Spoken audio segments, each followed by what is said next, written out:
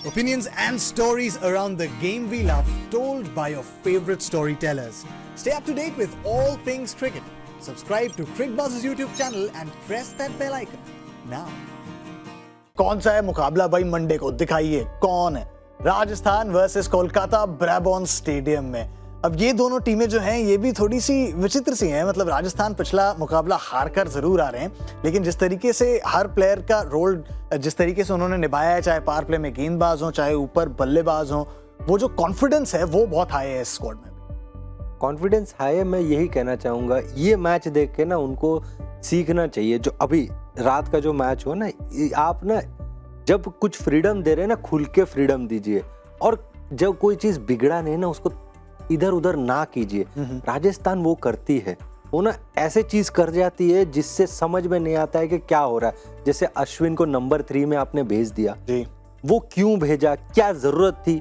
तो ऐसे जो छोटे छोटे चीज आप करते हैं ना, वो चीज ना करें, क्योंकि ये जो टीम है ना, बड़ी अच्छी टीम है, बैलेंस टीम है। बॉलिंग अगर आप देखें, फास्ट बॉलर भी बड़े तगड़े हैं, स्पिनर भी बड़े तगड़े हैं, और बैटिंग में भी लाइनअप भी बड़ी अच्छी है। तो आपका जो एक टेम्पलेट जो मैं कह रहा था ना, जो हैदराबाद की है, वैसे आपका जो टेम्पलेट है ना, उस हिसाब से खेलें और उसको मेंटेन करें। आप उसमें अगर ज्यादा हलचल मचाएंगे ना, फिर आप गड़बड़ कर जाते हैं, क्योंकि कॉम्बिनेशन वाइज ऑन पेपर आपकी टीम बड़ी तगड़ी है। बिल्कुल, और जब जीत आ रही है तो क्यों करना है? राजस्थान फैंस भी कुछ ऐसा ही पूछ रहे होंगे। लेकिन अगर नजर डालें वापस उस स्क्वाड पर अजय बाजी, तो एक जो नेचुरल चेंज आप कहेंगे वो ये है कि ट्रेंट बोल्ट जब वापस आएंगे तो जेम्स नीशम बाहर जाएंगे। उसके अलावा और कोई बदलाव दिखता है? और कुछ दिखता नहीं है, क्योंकि गेंदबाजी जो है क्वाइट सेटल्ड है, अनलेस कि आप सहन को कुछ चेंज करना चाहें। बट क्योंकि आपने खिलाया है तो मैं उम्मीद करता हूं कि आप बिलीफ रखेंगे। बाकी अश्विन और चहल हैं इस टीम में, प्रसिद्ध कृष्णा कर रहे हैं, तो वहां पे तो कुछ नजर नहीं आता। बल्लेबाजी में जो लास्ट चेंज थी ना, वो जायसवाल को जब उन्होंने छोड़ा, और वो सोच थी मे बी शायद वो वापस वहां जाना चाहें, क्योंकि वो उसके अलावा मुझे नहीं लगता कि कोई बदलाव इतना हो सकता है। बाकी राजस्थान है, ये हमेशा इनका जो टेम्पलेट की बात कर रहे थे अभी हो जा, ये इनका रहता है, ये अलग कुछ ना कुछ जरूर दिखाते रहते हैं। जैसे उस दिन 3 नंबर अश्विन आए, इन्होंने पहले है ना वो टीम जिसने रिटायर्ड आउट किया जी, तो ये टीम की खासियत है।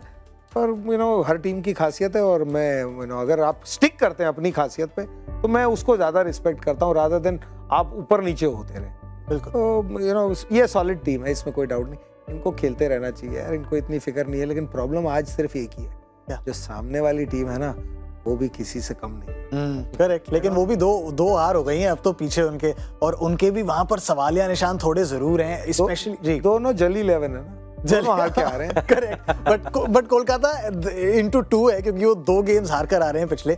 और सवालिया निशान प्रज्ञान कोलकाता के पास सबसे ज्यादा शायद बल्लेबाजी में उन्होंने अजिंक्य रहाणे को बिठाया, एरन फिंच को खिलाया। वो जो ऊपर से रन्स आने चाहिए, और हम आप सबसे सुनते आए हैं कैसे पावर प्ले को कैपिटलाइज करना बहुत जरूरी है। अगर आप पावर प्ले में विकेट्स खो देते हैं तो फिर पीछे के बल्लेबाजों पर बहुत असर आ जाता है, और वो हुआ है कोलकाता के साथ। जी बिल्कुल, फिर भी ये गेम से आप सीखें, हार ना माने। 3 विकेटें गवा के जिस तरीके से उन्होंने गेम को संभाला। लेकिन अगर आप एरन फिंच की बात करें ना, एक दिक्कत उनकी ये है ना, अगर आप बैट्समैन हो या बॉलर हो, अगर आप अपने मार्क पे जब खड़े हो ना, आप रन या स्ट्रैटेजी के बारे में ना सोचते, अगर आप सोच रहे हो ना कि मैं यहाँ फंस सकता हूँ, या एज ए बॉलर मार्क पे खड़े हो, आप करो मेरा बॉल गुड लेंथ पे गिरेगा कि नहीं, तो फिर आप गेम के बारे में नहीं सोच रहे हो, आप सर्वाइवल के बारे में सोच रहे हो। एरन फिंच का वो एक थोड़ा सा प्रॉब्लम है, वो ना ये सोचते हैं कि अगर कोई अंदर डालेगा तो मैं आउट हो सकता हूँ, तो पहले से ही वो बैकफुट में है। वो चीज़ मुझे लगता है वो खुद एड्रेस करना चाहिए, क्योंकि बहुत सीनियर प्लेयर हैं वो। क्योंकि आप अगर वो सोच में आते हो ना, फिर आप अपना प्लान को तो फिर पीछे रख के आते हो। आपको तो पहले ये करना है कि मैं बचना कैसे है मुझे, फिर T20 क्रिकेट में आप ये नहीं कर सकते। गेंदबाजी में एक और जो सवालिया निशान रहेगा अजय बाजी, वो रहेगा कि पैट कमिंस रन्स बनाते बड़ी तेज हैं वो, लेकिन देते उससे भी तेज है। तो मेरे ख्याल में 150 के आसपास रन दे चुके हैं पिछले 3 मैचेस में। और अगर उनको वो जो बीच में सुनील नारायण जिस तरीके से कंट्रोल कर रहे हैं, उनको दूसरे छोर पर मदद चाहिए, दोनों वरुण चक्रवर्ती और पैट कमिंस दोनों से। I think Varun Chakravarthy probably अगर इस साल देखें तो वो बात नहीं रही। जैसे कुलदीप यादव की एक दिन मैं जिक्र कर रहा था कि बहुत हाथ से अच्छी गेंद छूट रही है, इस साल ये कहना होगा वरुण चक्रवर्ती के हाथ से ना उतनी अच्छी नहीं छूट रही। तो कई बार होता है गेंदबाज क्यों, जैसे बैट्समैन का फॉर्म नहीं होता, तो वरुण चक्रवर्ती को तो जरूर आई थिंक वहाँ पे थोड़ा सा KKR के जो सारे प्लान्स है ना, और ये है तो मैचअप टीम जी। और एक सेट, और स्पेशली मैचअप सामने राजस्थान के बल्लेबाज हैं। हाँ, तो वो वरुण चक्रवर्ती आई थिंक एक बारी है, और उसके साथ साथ पैट कमिंस भी वो ही तकलीफ दे रहे हैं, तो इन दोनों का बेहतर होना ज़रूरी है, नहीं तो केकेआर को ना फिर, क्योंकि इनकी स्ट्रेंथ क्या थी, बल्लेबाजी तो है, रसल वो अलग तरीके से खेलते हैं, लेकिन जो गेंदबाजी में चोक कर देते थे ना वरुण चक्रवर्ती एक तरफ से, सुनील नारायण बीच में, तो अब ना वो वरुण चक्रवर्ती का उतना कंट्रोल चल रहा है, ना पैट कमिंस जो फर्स्ट चेंज आ रहे हैं वो चल रहा है, तो मे भी इनके पास कल शायद, मुझे इतना लगता है कि इस मैच में केकेआर को जितना मैंने देखा है कि आप इनकी गेंदबाजी का बैटिंग ऑर्डर का कल पूरा बदलाव देखेंगे। ये बात मैं मानता हूं कि ये पक्की बात है कि ये बिल्कुल कल अलग अंदाज से बॉलिंग का जो इनका बैटिंग ऑर्डर है, बॉलिंग का बैटिंग ऑर्डर ठीक है, सही है जी जी। लाइनअप इसी जो आप कहते हैं, तो हम कहते हैं क्रिकेट बस लाइव हिंदी में जो मजा है वो कहीं और नहीं करे, तो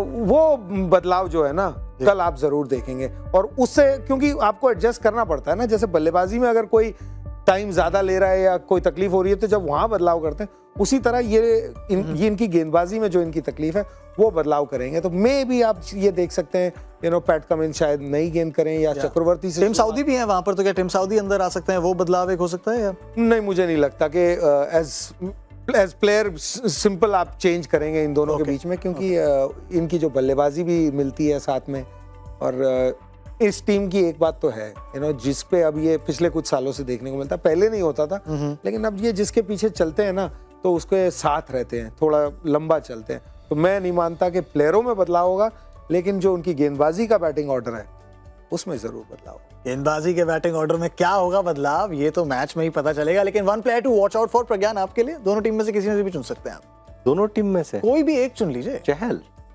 करेक्ट, क्योंकि जिस तरीके की वो गेंदबाजी कर रहे हैं भाई, पर्पल कैप लिस्ट पर नंबर 1 पर हैं, वो परेशान जरूर कर सकते हैं कोलकाता के बल्लेबाजों को। आपके लिए अजय भाजी? सुनील नारायण, चाहे वो गेंदबाजी, क्योंकि गेंदबाजी में तो बदलाव होने ही वाला है, साथ में शायद बल्लेबाजी में भी देख लें आप।